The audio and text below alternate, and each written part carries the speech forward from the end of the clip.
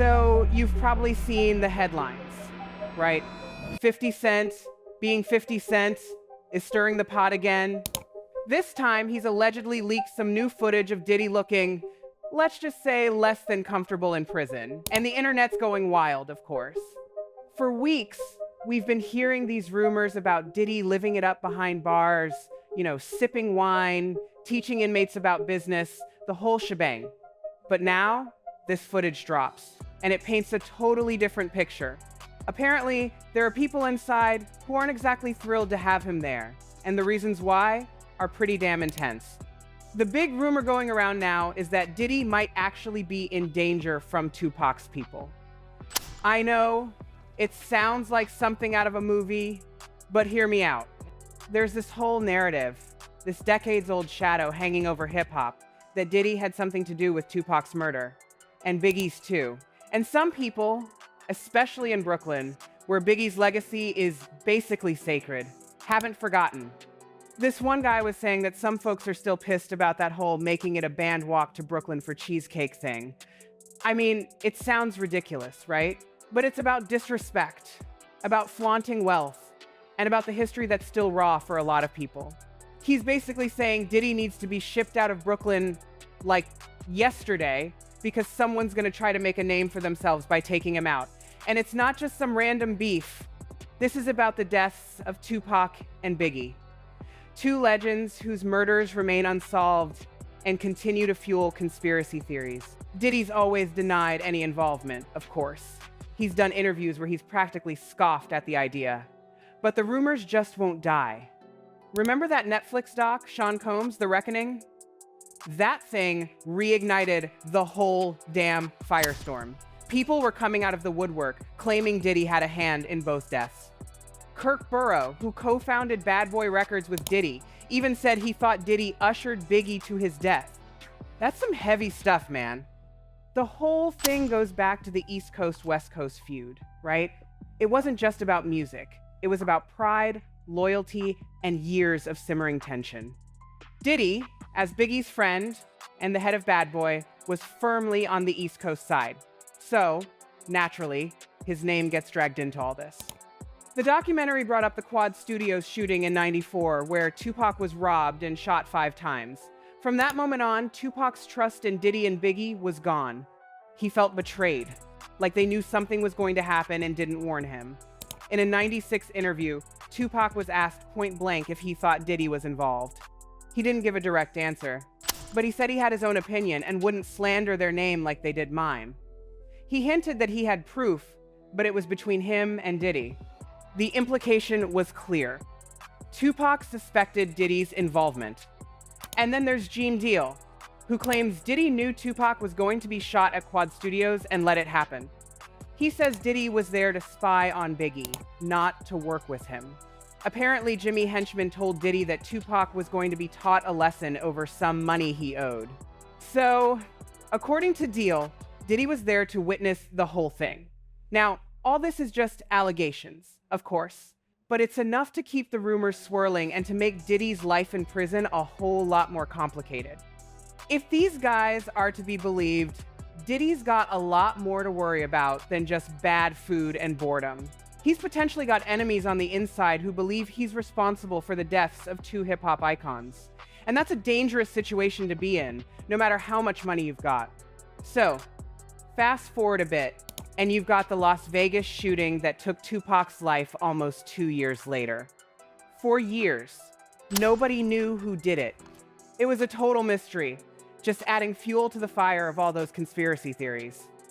Then, out of nowhere in September 2023, they arrest Dwayne Keefe D. Davis and charge him with murder. The prosecutors are saying he was a key player in the whole thing. But the real bombshell dropped in July 2024 when a court filing revealed this previously hidden police interview from 2009. In it, Davis basically spills the beans, allegedly describing his role in Tupac's murder and keeps bringing up Diddy. He's claiming Diddy ordered the hit. Davis says Diddy was pissed about Tupac constantly dissing him. And get this, a DEA and DOJ report also mentions a 2008 interview where Davis claims Diddy wanted Suge Knight and Tupac gone and offered him $1 million to make it happen. $1 million. There was even some informant back in '97 saying Puffy hired the Southside Crips to take out both Suge and Tupac, and that the dude who got jumped at the MGM was part of the crew that did the shooting. This informant's story lined up almost exactly with what Keefe D was saying a decade later. Crazy, right? And here's another layer to the story. Apparently, right after Tupac got shot and the white Cadillac sped off, one of the death row guys, Alton McDonald, chased after them, and there was another shootout. McDonald's car got hit. There's even a document in the Las Vegas files confirming it. It's like a damn movie script, I'm telling you. It's wild how all these pieces are starting to fit together. Like, if Zip hadn't stolen that money, Puffy would have been even more directly connected to the shooting. The FBI even called Zip a dirty motherfucker for it. It's like everyone's double-crossing everyone. Diddy, of course, denies everything. In July 2024, the Vegas cops said he's never been a suspect in Tupac's murder, and he's never been charged. Davis, meanwhile, pleaded not guilty and is still locked up, waiting for his trial. After Tupac's death, things got even more dangerous. Diddy and his East Coast crew were warned not to go to the West Coast, but Diddy insisted on going to promote Biggie's album. Apparently, Biggie didn't even want to go, but Diddy talked him into it. That's what Kirk Burrows said. Anyway, Burrows claims Biggie wanted to go to London, but Diddy convinced him to go to LA for an event. It was all about posturing, showing that they were out there, recording the album, and making moves, but it ended up being too much. Gene Deal backs this up, saying Clark Kent, who was close to Biggie, questioned why Biggie was even going out that night. He was supposed to be traveling, not partying. And when Clark asked why they were going to the Peterson Museum, Biggie said Puffy and someone else set it up. Deal says they weren't going to parties or clubs, but that one night, they went out because of Puff and D-Rock. Deal says they didn't have enough security. He asked for more before they went out, but Puffy said there wasn't enough money. It's like they were set up, man. Even Greg Kading, a former LAPD detective, said Diddy made the investigation harder, not easier. He wasn't cooperative, which is weird for someone who's supposed to be a friend or manager. Kading thinks Diddy was complicit in one of the murders, which is why he didn't cooperate in the other. He knew he was vulnerable. The craziest thing is that Biggie's shooter was described as a black man in a blue tuxedo with a bow tie.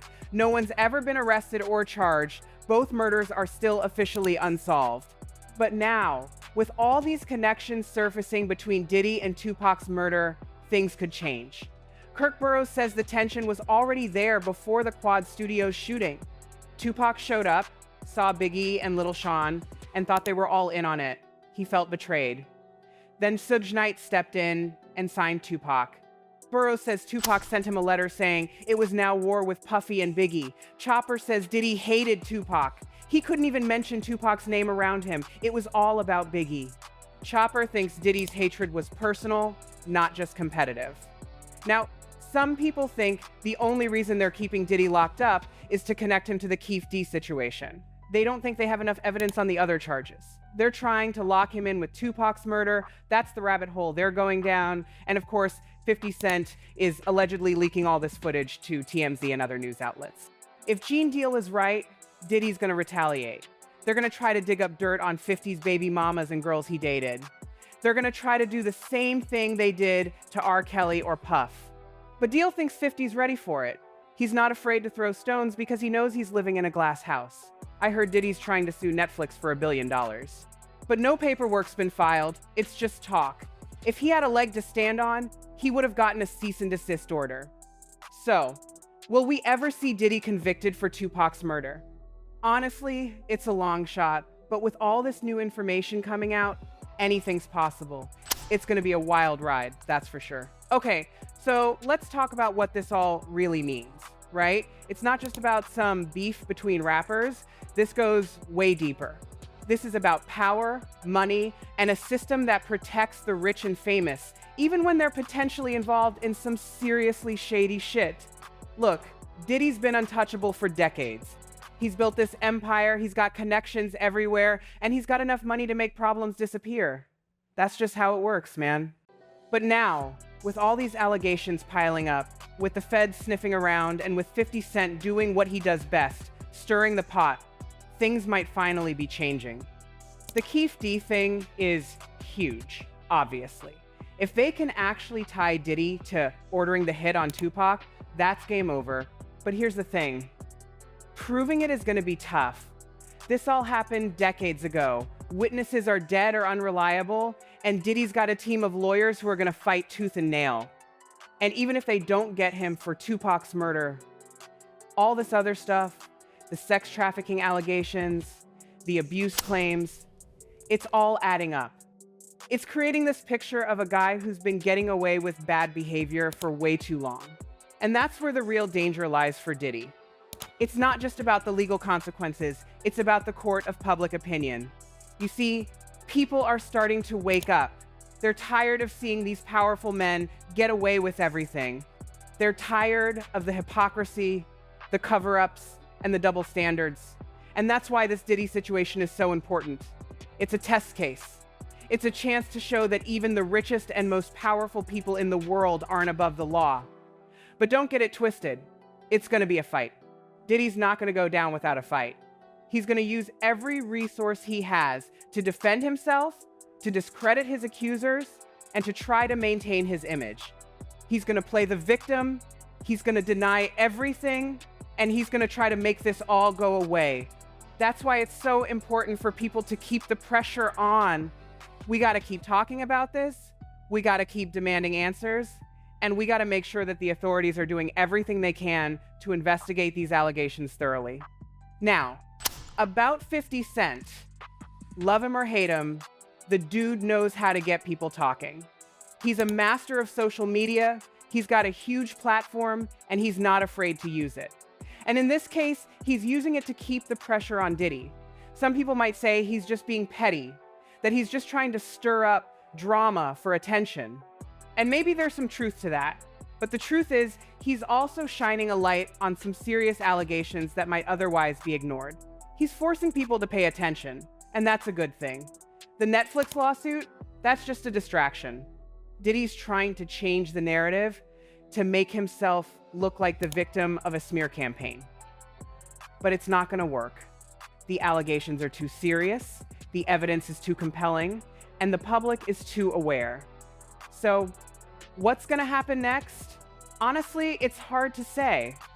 This is a long and complicated investigation, and there are a lot of moving parts. But one thing's for sure, Diddy's world has been turned upside down. He's no longer untouchable. He's vulnerable. And that's a start.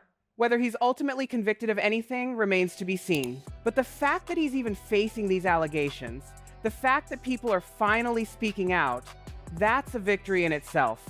It's a sign that the tide is turning, that the days of powerful men getting away with anything are coming to an end. And that's something we can all celebrate.